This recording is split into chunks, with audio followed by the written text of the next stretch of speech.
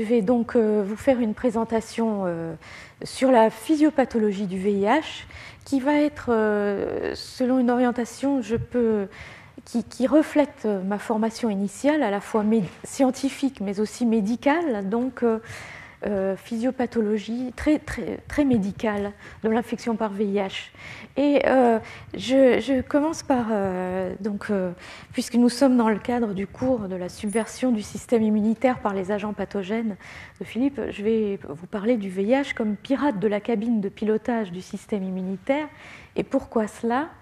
Parce que les cellules cibles du VIH sont justement les membres de cette cabine de pilotage. Donc, dans une première partie, je vais vous parler des cellules cibles du VIH et des réponses immunitaires qui se font contre le VIH. Et dans une deuxième partie, de l'histoire naturelle de l'infection et des déterminants qui font que le virus est pathogène ou que d'autres ne le sont pas, et qui peuvent nous enseigner comment reprendre le contrôle de l'avion après qu'il ait été détourné par le virus. Donc les réponses immunitaires, c'est aussi un biais très immunologiste, celui que je vais avoir pour vous présenter ce sujet, puisque je suis immunologiste et on ne se refait pas. Les réponses cellulaires contre le VIH très importantes et qui ont été vraiment bien démontrées, c'est les réponses des lymphocytes T CD8, qui sont aussi appelés cytotoxiques parce que c'est des lymphocytes T tueurs et qui vont tuer d'une manière informée avec leur récepteur T qui reconnaît très spécifiquement un déterminant à la surface d'une cellule. Ici, un déterminant viral à la surface d'une dendritique infectée. Ces lymphocytes T cytotoxiques sont aidés par les lymphocytes T auxiliaires CD4 qui sont la cible principale de l'infection par le VIH. Les lymphocytes NK sont les troisièmes cellules effectrices, elles non spécifiques, mais qui ont probablement une importance qui n'a pas encore été complètement explorée.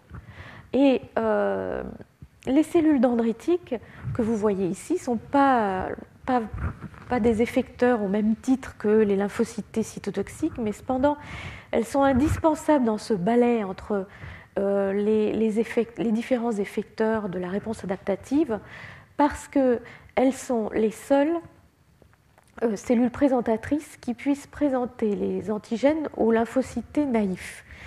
Qu'est-ce que ça veut dire ?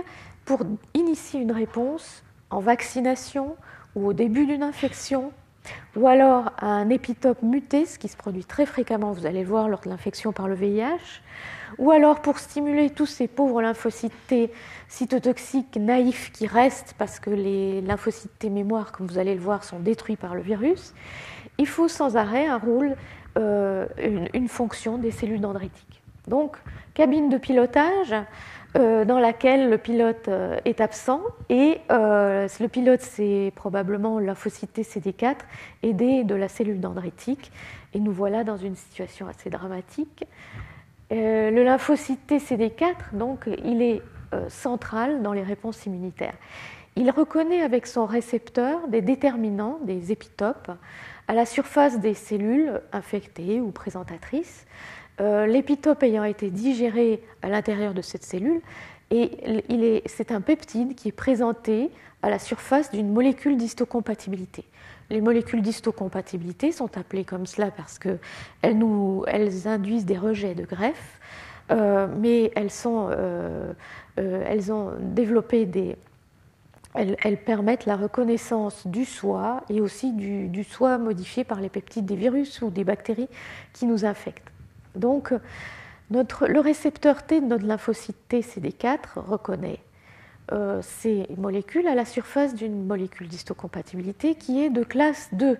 C'est comme les directeurs de recherche, il y a des classes dans les molécules d'histocompatibilité. Les molécules d'histocompatibilité de classe 2 ont une affinité particulière pour une molécule auxiliaire qui s'appelle CD4 et qui donne leur nom au lymphocyte T CD4+, qui est donc, ça veut dire qu'ils expriment cette molécule auxiliaire CD4, et ça les rend capables donc de reconnaître plus particulièrement des molécules d'histocompatibilité de classe 2. C'est lié à la structure tridimensionnelle à la fois de la molécule d'histocompatibilité de classe 2 et de la molécule CD4.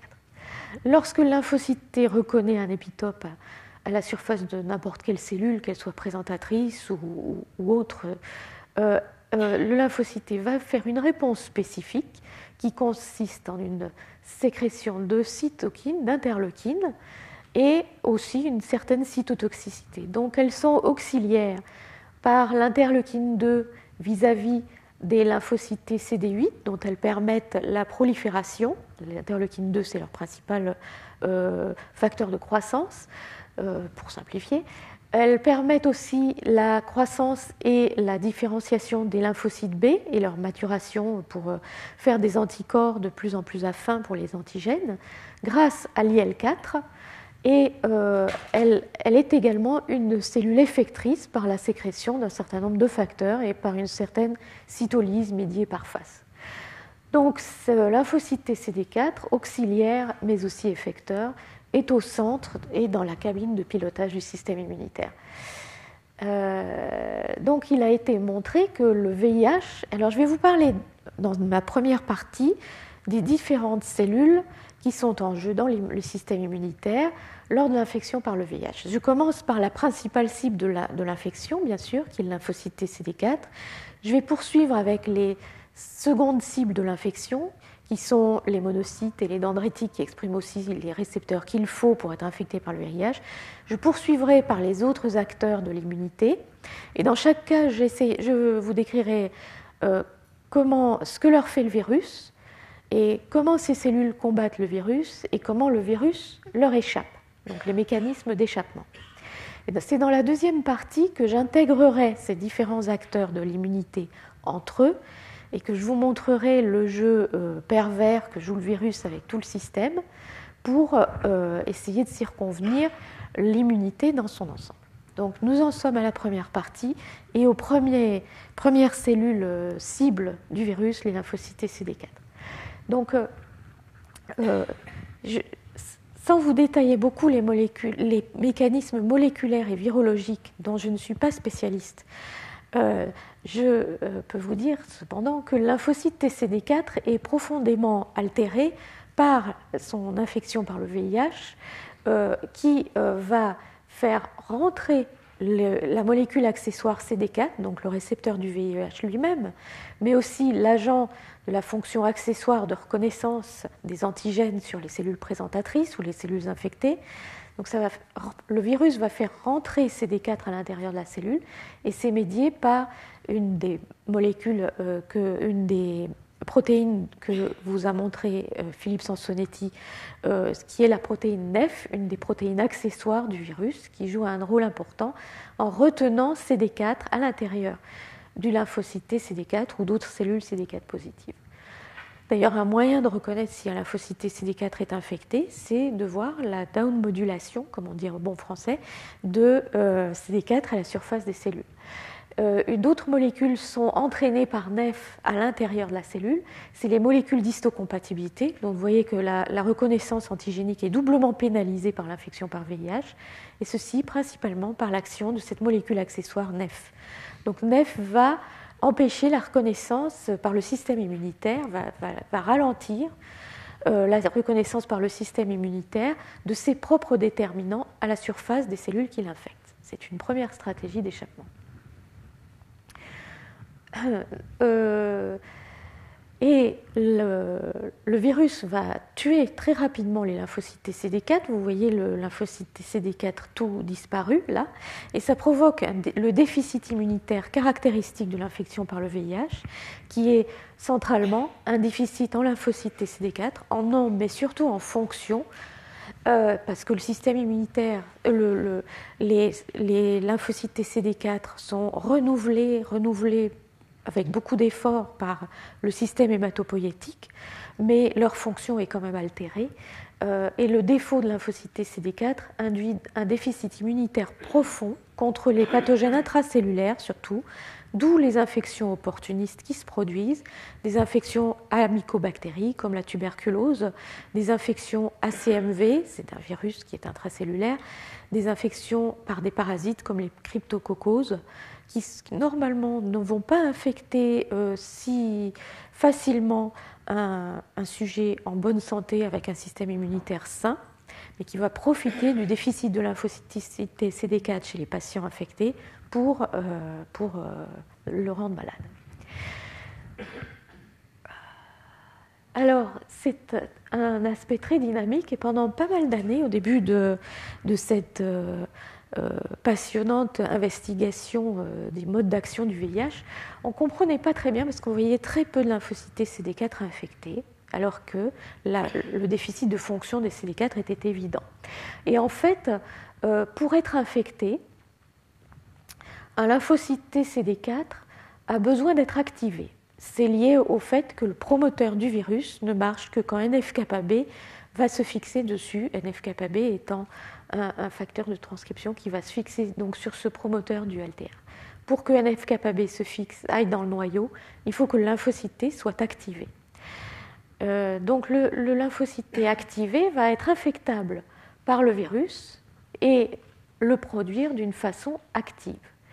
Et ce qui a été très surprenant de voir, au début, en 1995, sont apparus les premiers antirétroviraux anti-intégrase qui complétaient les inhibiteurs de nucléotides et de nucléosides et qui donnaient un vrai coup de frein à l'infection virale. Et il y a des études cinétiques ont été faites et ont constaté que la demi-vie d'un lymphocyte TCD4 activé et infecté par le virus n'est que de 2 jours, ce qui était très surprenant. Ce qui fait qu'on voit très peu de lymphocytes TCD4 infectés, dans la mesure où dès qu'ils sont infectés, ils meurent.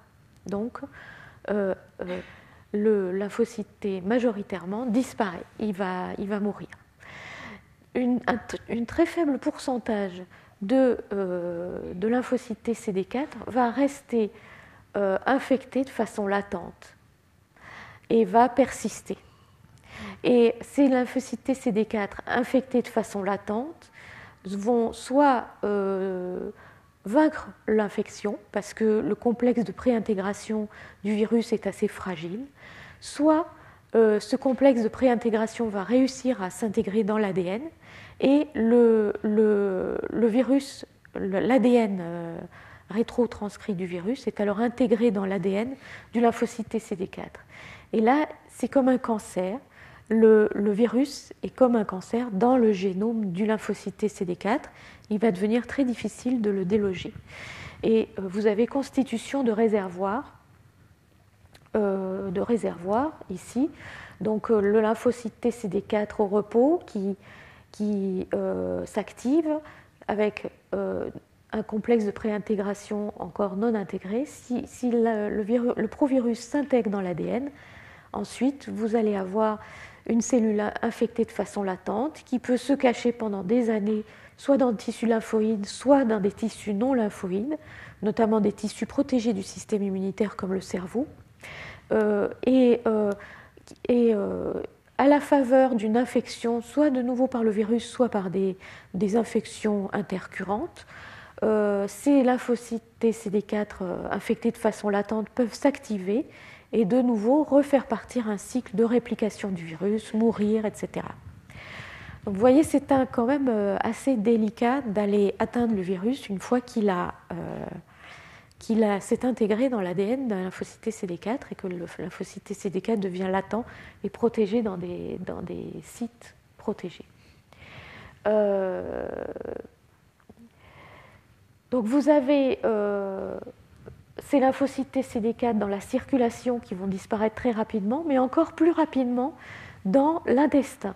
Et ceci pourquoi ? Eh bien, on s'en est aperçu aussi un certain nombre d'années après la disparition de lymphocyte CD4 qui était évidente dans la circulation.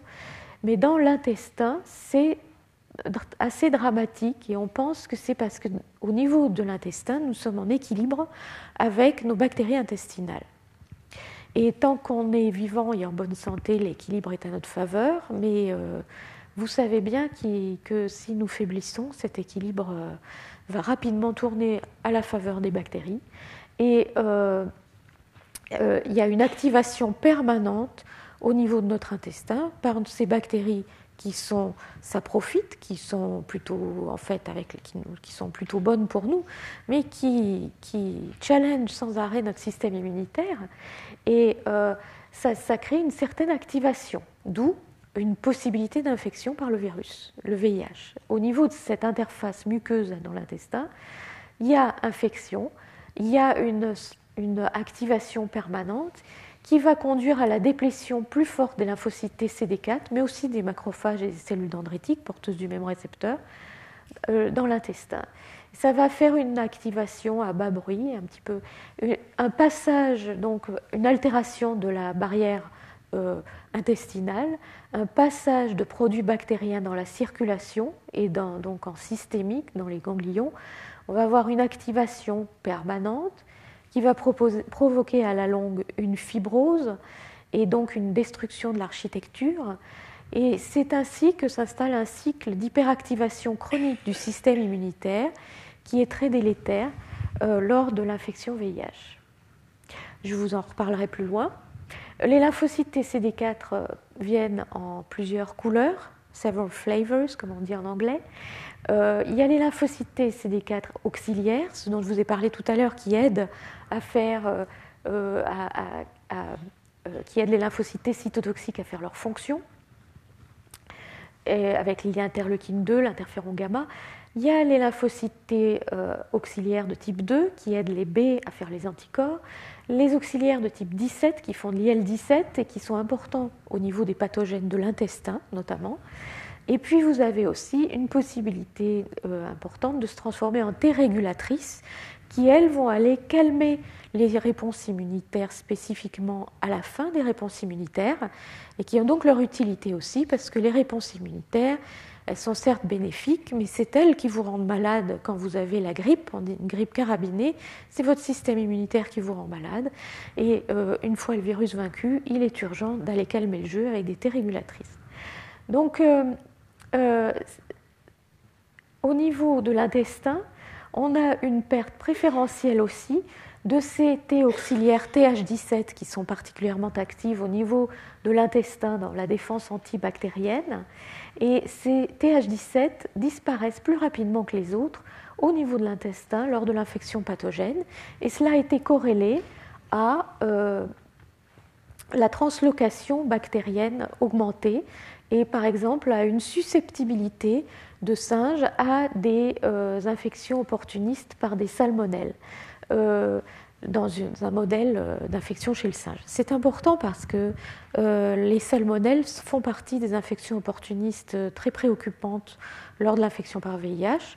Et en Afrique, c'est une des grandes causes de mortalité. Ce sont des salmonelles qui ne sont pas typhoïdes, ni paratyphoïdes, mais encore d'autres sortes de salmonelles qui sont la cause de la mort d'un grand nombre de patients en Afrique, dans ces pays où il n'y a pas encore un accès total aux antirétroviraux. Bien, là, je vous ai parlé des T régulatrices.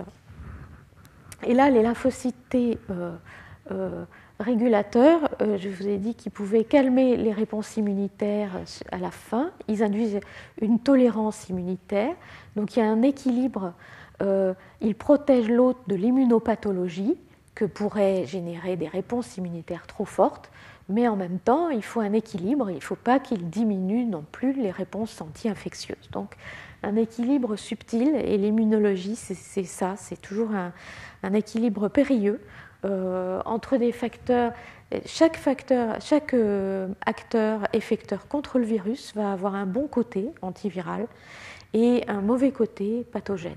Et tout l'art, c'est de comprendre l'équilibre entre les deux et d'essayer de le provoquer chez le plus de patients possible.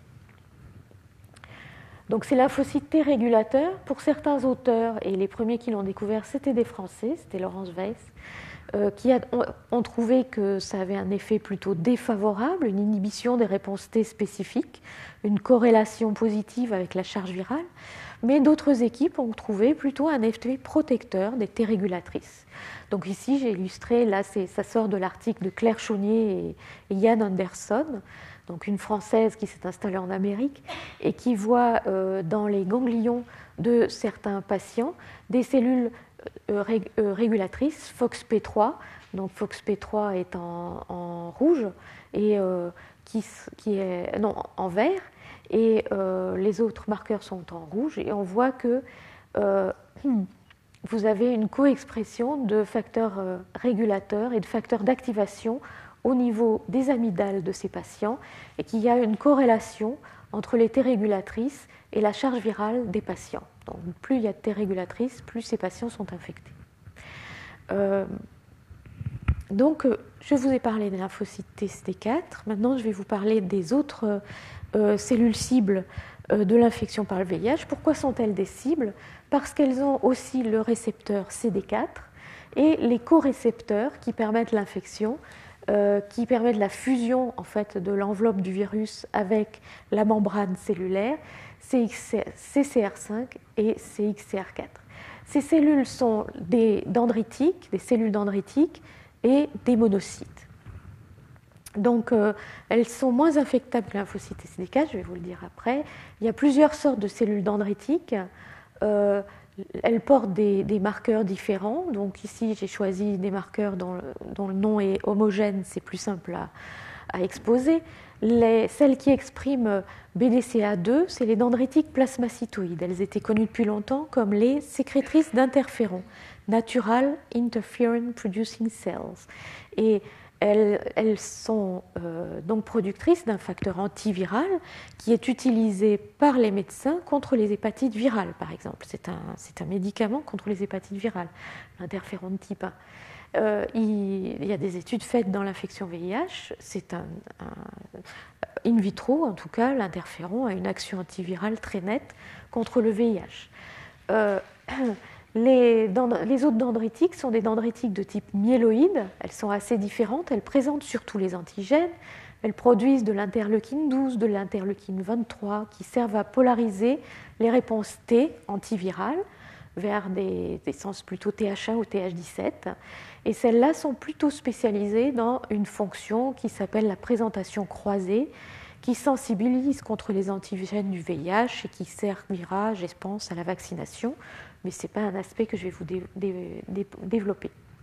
Les monocytes, eux, outre CD4 et les corécepteurs du VIH, expriment CD14, mais à des niveaux variés. Le CD14, c'est un récepteur du lipopolysaccharide bactérien qui est présent notamment sur les colibacilles de l'intestin. Et ces colibacilles qui vont passer dans la circulation si la muqueuse est altérée. Et donc, certains expriment très fortement CD14, c'est des monocytes classiques qui ont un grand rôle de phagocytose de tout un tas de pathogènes, y compris le VIH, et qui vont être capables assez efficacement de les détruire. Mais le VIH, lui, contrecarre, bien entendu.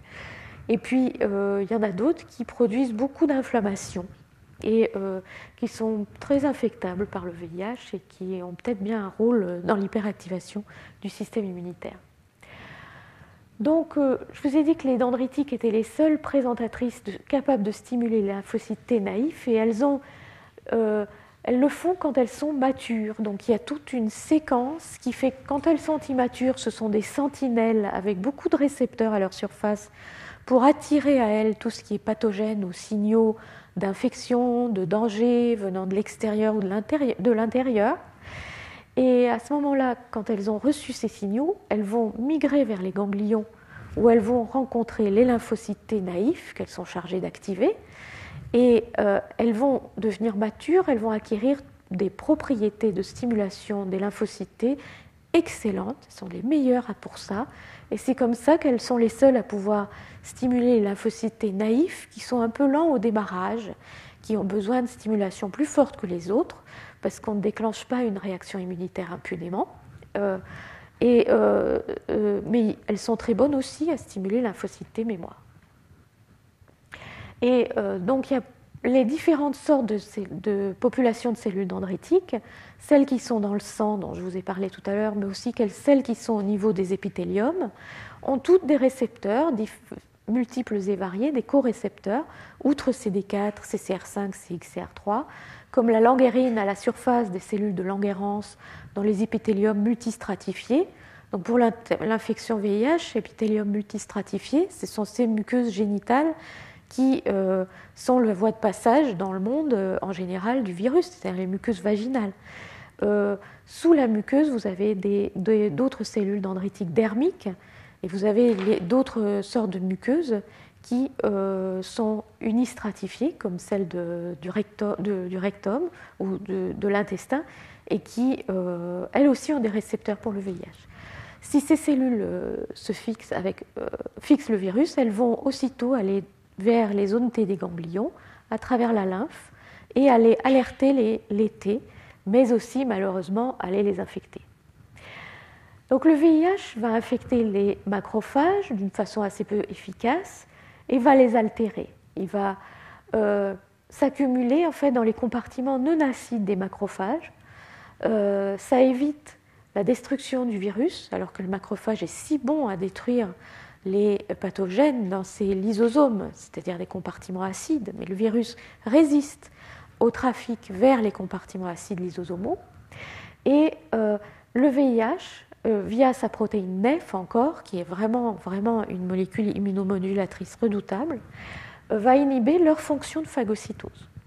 Ça a été montré récemment, notamment par Florence Niedergang et Philippe Benarroch. Les dendritiques sont infectables in vitro par le VIH, elles ont les récepteurs qu'il faut, les dendritiques myéloïdes, les dendritiques plasmacytoïdes.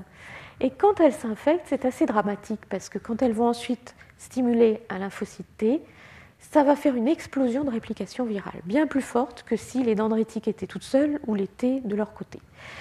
Il y a des formations de syncytia entre les T et les dendritiques, et dans ces syncytias se produit un maximum de virus. Et les lymphocytes T sont préférentiellement infectés par contact avec des dendritiques infectés, et aussi chez les patients, ces lymphocytes T qui sont spécifiques du VIH, puisqu'ils vont réagir au VIH, c'est ceux-là qui vont préférentiellement être infectés et préférentiellement, du coup, être tués. Vous avez vu tout à l'heure que la demi-vie d'un lymphocyte T CD4 infecté était de 2 jours.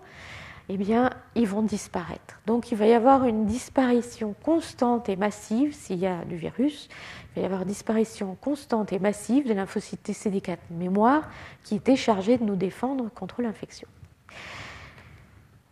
Là encore, il y a des rôles de NEF dans la diffusion du virus à travers d'autres corécepteurs. Alors, je vous ai parlé de vitro, il faut toujours retourner au vivo, parce qu'in vivo veritas, in vivo, il y a vraiment des cellules dendritiques ou des cellules de leur famille qui sont infectées. Dans les épithéliums des cellules de Langerhans, ça a été trouvé très, très tôt dans les recherches. Dans les amygdales, ont été vus assez tôt des syncytias contenant du virus, c'est-à-dire la protéine GAG-P24 et des marqueurs de dendritiques. Et puis, il y avait des grandes querelles pour savoir si les dendritiques étaient vraiment infectés in vivo. Ralph Steinman, le pape des cellules dendritiques, dont on déplore la perte récente, à l'époque affirmait qu'elles n'étaient pas infectées du tout. Stella Knight, au contraire, disait qu'un tiers des cellules dendritiques in vivo étaient infectées. C'est le moment où je suis entrée dans l'arène pour aller analyser assez soigneusement et purifier des dendritiques extrêmement rares à partir de rats de patients infectés extrêmement difficiles à se procurer, et pour voir qu'on avait certes une infection in vivo de ces cellules, qui avaient de l'ADN intégré dans ces cellules, oui, mais rarement, une dendritique sur 3000, comparée au lymphocyte T CD4, en moyenne 1 sur 60, vous voyez un facteur 50 à 100 entre les deux. Et on a regardé aussi les monocytes, ceux qui expriment beaucoup CD14, eux sont infectés in vivo encore plus rarement. Donc, vous voyez, ce n'est pas très fréquent l'infection par les dendritiques, mais c'est quand même important, puisqu'après, la dendritique infectée va en allant faire son métier pour stimuler les lymphocytes T, va provoquer leur infection et une explosion de réplication virale. Donc au total, nous avons beaucoup travaillé dans mon équipe, qui a été la première à le montrer, mais aussi beaucoup d'autres équipes qui ont eu le bon goût d'aboutir à la même conclusion, sur ce que faisait le virus in vivo, sur les nombres de cellules dendritiques. Et donc on a mis en évidence pour la première fois une diminution de ces cellules dendritiques dans la circulation au cours d'une maladie, que ce soit les dendritiques myéloïdes, et là, plus récemment, on vient de mettre en évidence sur ces nouvelles, les petites nouvelles, les BDCA3 cross-présenteuses, mais c'était déjà montré depuis longtemps par nous et par d'autres sur les dendritiques myéloïdes classiques, une diminution des dendritiques plasmacytoïdes. Donc toutes les populations sont diminuées dans la circulation. Là, non, ce n'est pas une animation. Et cette diminution des dendritiques plasmacytoïdes, elle corrélait très bien dans nos études et dans celles de tout un tas d'autres laboratoires avec la maladie, avec la charge virale. Donc, diminution de dendritiques plasmacytoïdes allait avec beaucoup de charge virale, allait avec beaucoup de déficit immunitaire et d'infections opportunistes. Donc, on avait l'impression, et avec aussi une diminution de leur capacité de faire de l'interféron in vitro. D'où une impression que les dendritiques plasmacytoïdes, par leur sécrétion d'interféron de type 1, avaient un rôle contre le virus quand même. Puis il y avait de moins bonnes corrélations avec les dendritiques myéloïdes. Donc on travaillait dessus, puis on ne publiait pas, parce qu'on cherchait toujours à mieux les distinguer. Les monocytes, eux, les monocytes classiques qui sont majoritaires sont inchangés lors d'infection par VIH. Et il y avait des populations minoritaires, celles qui expriment CD16, c'est-à-dire des récepteurs des immunoglobulines, qui étaient augmentées chez des patients en stade SIDA, et qui se retrouvaient dans les encéphalites, dans le cerveau des patients qui avaient des atteintes neurologiques liées au sida, d'où une impression qu'elles avaient peut-être une importance dans la physiopathologie. Quand les dendritiques sont infectés par le VIH, il peut arriver trois choses. Soit les dendritiques vont dégrader le virus et le présenter avec leur molécule d'histocompatibilité de classe 2, ou alors elles vont les dégrader avec et l'associer à leur molécule d'histocompatibilité de classe 1 et stimuler les lymphocytes CD8, mais elles vont aussi pouvoir trans-infecter les lymphocytes TCD4 au début, c'est-à-dire avant même d'être infectées, elles peuvent conférer le virus aux lymphocytes T, étant donné qu'elles les activent et qu'elles s'en rapprochent énormément dans des synapses immunologiques. Et puis elles peuvent finalement produire un petit peu de virus et infecter les lymphocytes TCD4 ensuite comme, par une infection directe. Bon. Je vous ai mis donc en bleu dans chaque diapositive. J'ai essayé de mettre beaucoup de références si vous voulez aller aux sources de tous ces éléments que j'essaye de vous donner. Il a été montré en bleu ou parfois en violet, ça c'est aléatoire. Alors, les dendritiques infectées, elles vont maturer moins bien que les dendritiques non infectés. Le virus provoque une réduction de la maturation, une maturation partielle. Il y a augmentation des molécules de co-stimulation, mais il y a déficit de production d'IL-12, et là c'est pire que tout, la dendritique devient tolérogène au lieu d'activer les lymphocytes T. Enfin, pire que tout dans ce qui est défense antivirale. Également, et ça c'est dû aux molécules d'enveloppe et à VPR notamment, ça a été montré. Plus récemment, il a été montré que par le laboratoire d'Olivier Schwartz à Pasteur que le VIH va diminuer l'autophagie dans les dendritiques, c'est l'enveloppe qui est responsable de cela. L'autophagie qui normalement va aider à dégrader les virus, va aider à leur présentation. Et là, le virus va diminuer cette formation d'autophagie. Il y a les immunoamphisomes, ça c'est un néologisme, c'est-à-dire ces phagosomes d'autophagie qui contiennent du virus, comme ici, qui contiennent GAG et la molécule liée aux vésicules d'autophagie LC3, donc vont être diminués dans la cellule infectée par VIH Et du coup, il y a beaucoup plus d'infections. Vous voyez, plus de vers, plus de gags produits, si l'autophagie est inhibée par l'infection VIH, ou alors si elle est expérimentalement inhibée par un siRNA anti-LC3. Donc c'est assez ennuyeux parce que ça va diminuer à la fois la destruction, la dégradation du virus dans ces cellules et leur présentation aux lymphocytes TCD4, donc les défenses adaptatives. Nous avons constaté aussi qu'il y avait un déséquilibre des réponses. Il y a très peu de réponses IL-12 lors de l'infection par le VIH. Vous avez ici l'analyse de patients qui ont été suivis dans la cohorte primo de la NRS pendant 2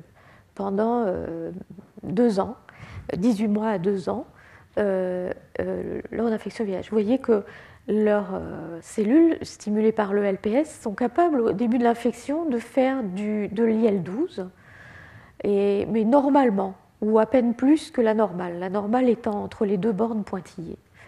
Et puis au cours du temps, cette capacité se perd.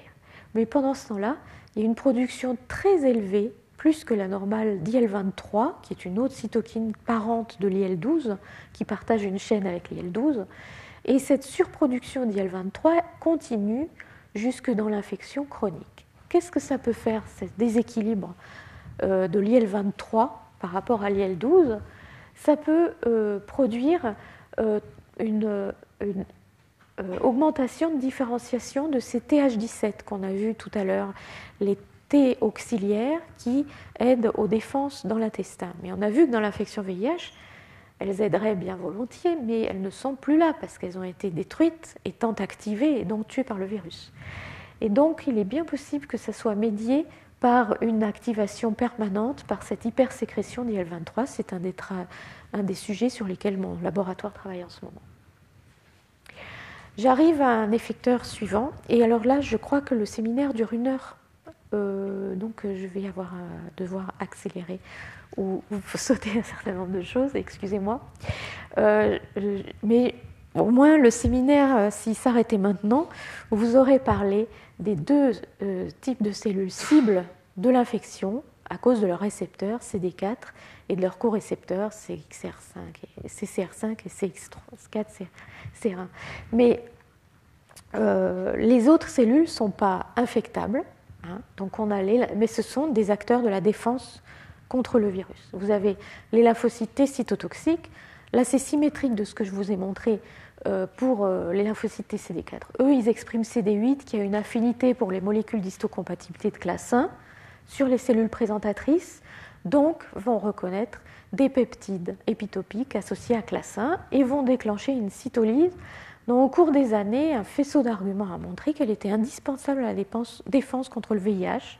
S'il n'y a pas de lymphocytes T CD8, et il y a eu des expériences de déplétion chez le singe, le virus flambe.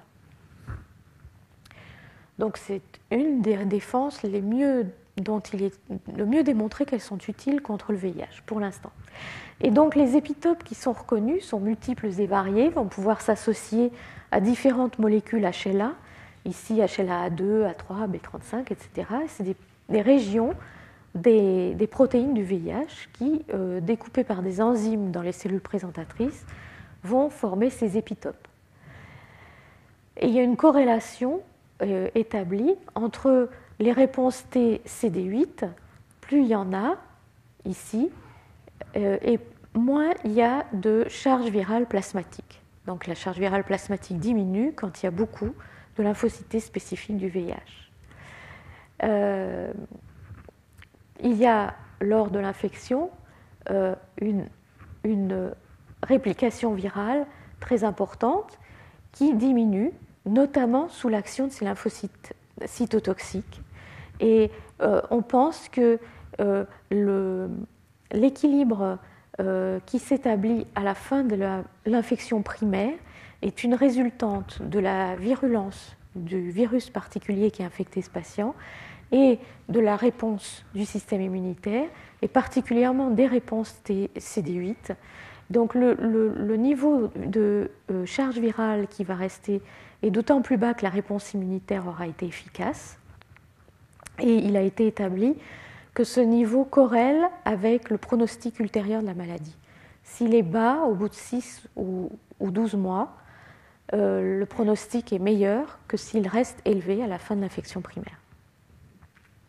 Bon, je vais sauter ça.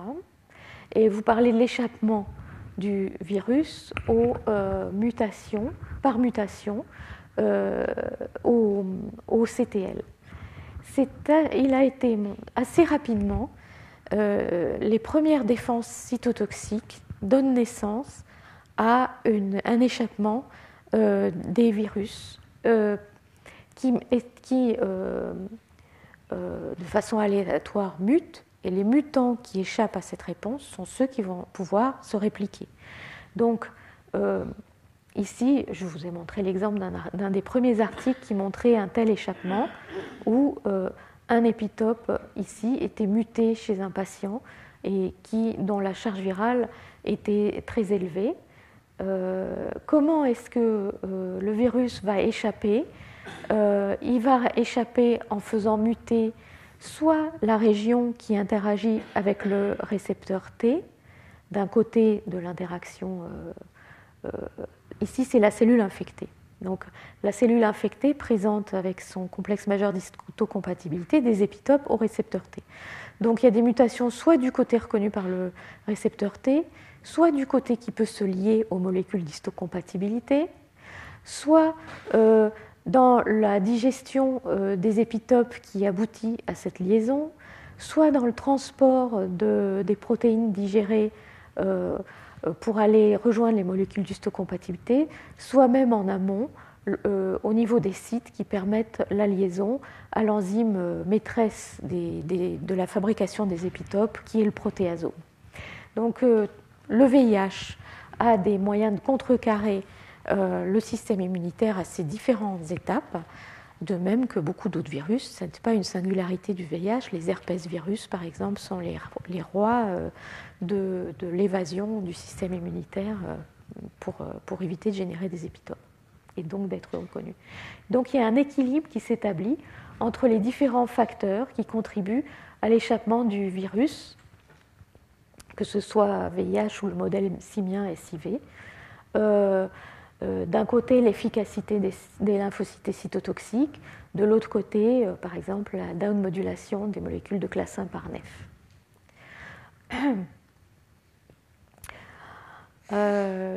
Les lymphocytes CD8,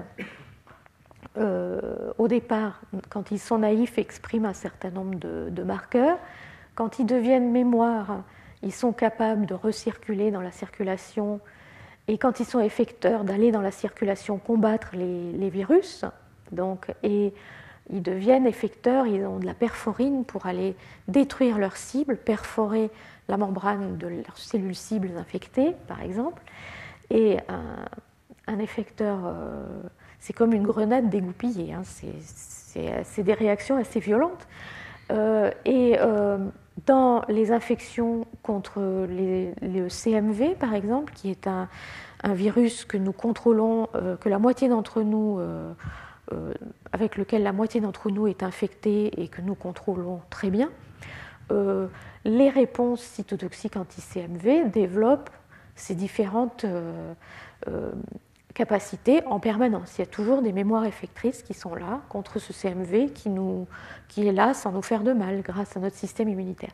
Dans l'infection VIH, au contraire, les lymphocytes T mémoire sont déficitaires. Les lymphocytes T qui portent les bons récepteurs contre le VIH vont être négatifs pour la perforine, par exemple.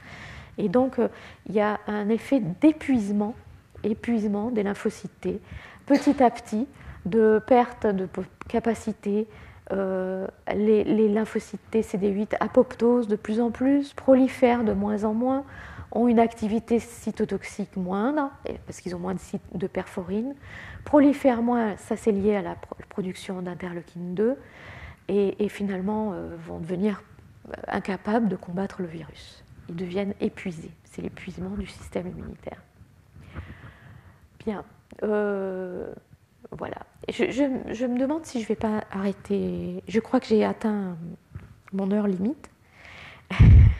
Et je crois que ça serait plus clair si donc je m'arrêtais là, plutôt que d'essayer de vous raconter très rapidement la suite, qui était d'une part des mécanismes sur lesquels il y a moins de preuves d'action du système immunitaire sur le virus, mais qui certainement sont à développer, qui sont importantes. Donc je vous les énonce quand même. Les lymphocytes natural killers, les anticorps, ça c'est quand même très important, hein, c'est ceux qui reconnaissent la surface du virus et sa diversité. Et puis les facteurs de restriction, qui sont le nouveau chapitre de l'immunité. Ce n'est pas vraiment de l'immunité, c'est de la biologie cellulaire, mais les cellules ont des facteurs intrinsèques qui leur interdisent d'être infectés par différents virus. Et les virus, eux, ont beau jeu de faire des molécules pour contrecarrer ces mécanismes intracellulaires. Donc c'est ce qu'on appelle les facteurs de restriction. Là, c'est un nouveau chapitre qui s'ouvre. Voilà, donc ces différents mécanismes se conjuguent, et ce qui est intéressant, c'est de comprendre comment tout cela s'intrique afin de reprendre le contrôle de l'avion dans l'histoire naturelle de l'infection par le VIH. Je vais donc m'arrêter là, sur cette perspective, optimiste mais raisonnablement optimiste. Et si vous avez des questions, je serai contente d'y répondre.